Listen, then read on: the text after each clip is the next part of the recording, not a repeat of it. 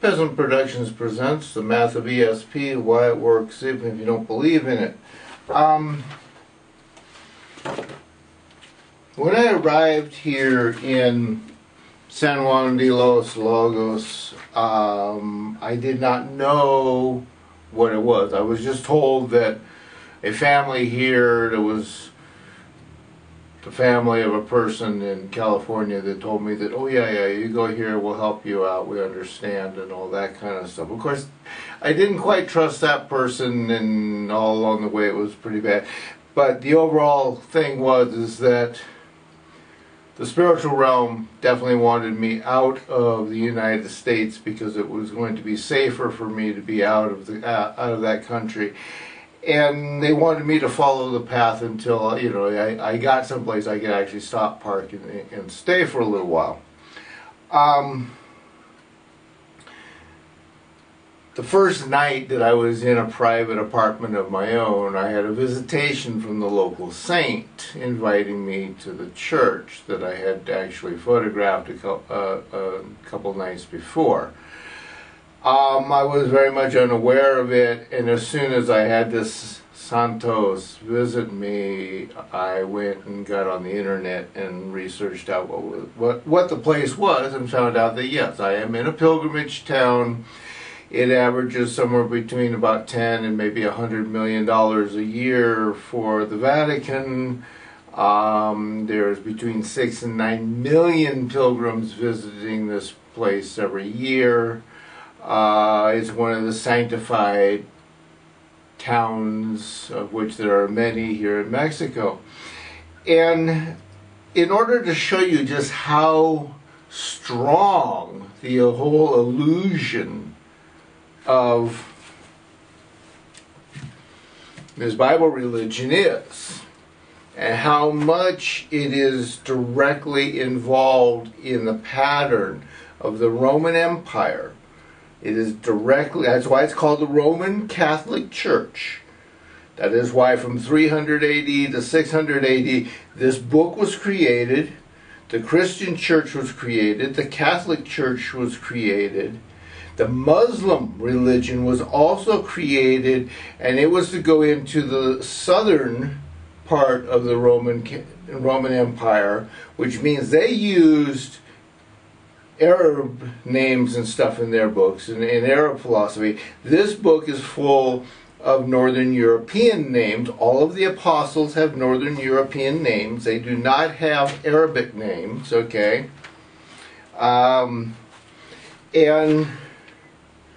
Rome is known for two things. One is called divide and conquer, and the other is called bread and circuses, okay? If you go online and you research out the story of San Juan de los Lagos becoming a miracle saint-occupied church, you will find that in 1632 a circus came to town, and a young girl, trapeze artist, fell off the trapeze onto knives below and was very badly, mortally wounded. And as she was laying there dying, one of the women came forward and said, there is this doll in the church that we brought from Italy. And it's a poor peasant doll, but we have to take the child there and pray for her so that she'll be saved. Okay, well,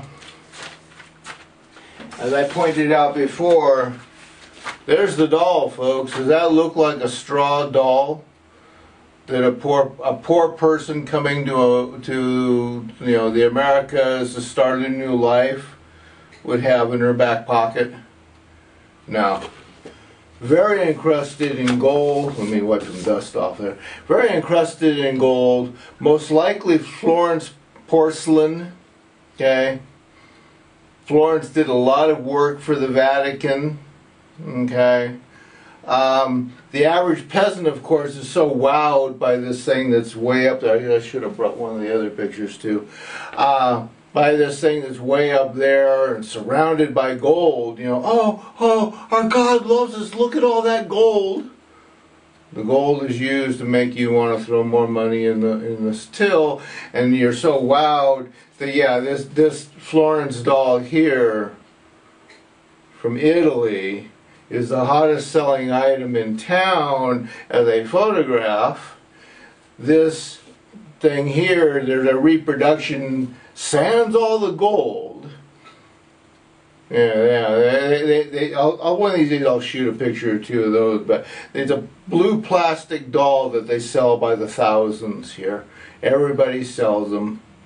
They sell little chain thingies and all that, okay? So you have a literal circus event that has you worshiping Mommy Mary of the Vatican.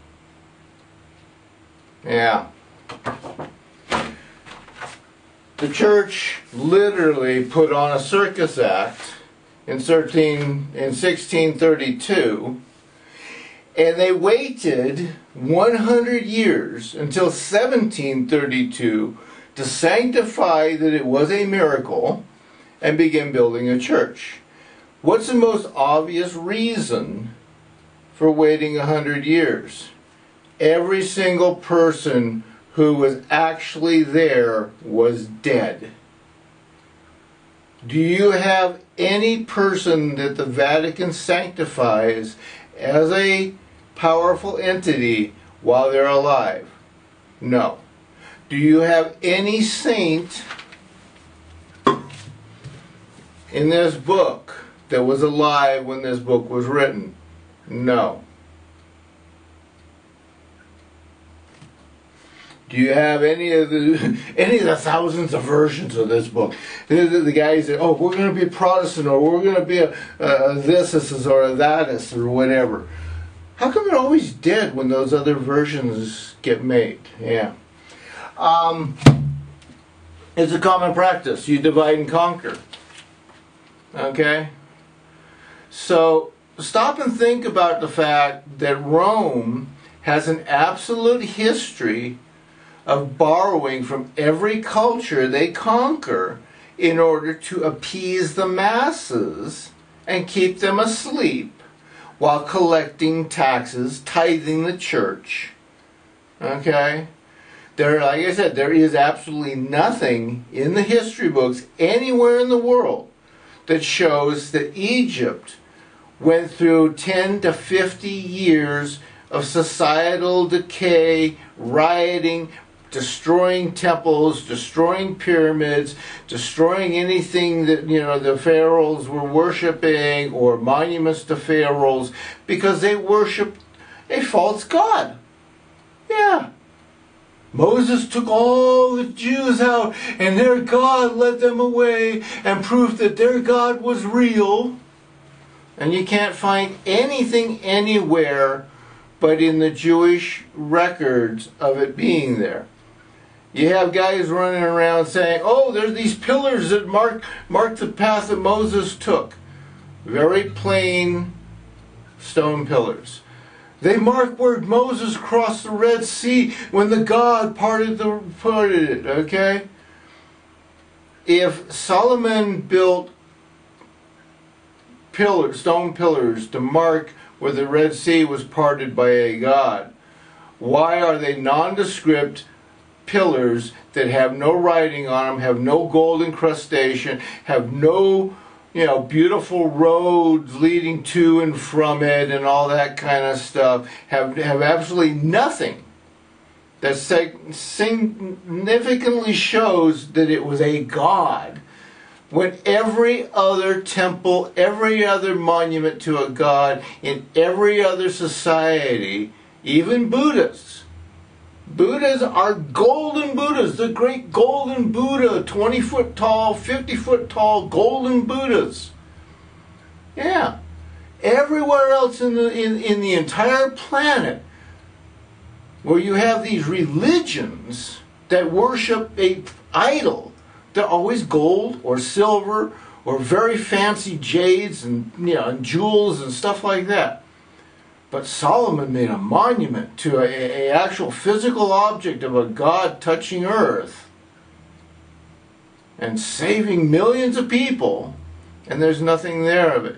And there's no record of millions of people getting up and walking out of Egypt, and Egypt suffering a total societal collapse in any other culture that was, happening at that point in time. And Egypt was the mightiest nation at that time. It's all bread and circus, folks. And literally, the town I live in, it was a circus act that brought a saint here to make this a sanctified town and start collecting massive amounts of money. So the next time you want to believe in one of these religions, remember, the gods don't have physical bodies, they don't worship gold and silver, and you sure as heck ain't going to send them your gold credit card and say, here man, I got lots of money, see? I deserve a place in heaven. Yeah. Not thinking for yourselves.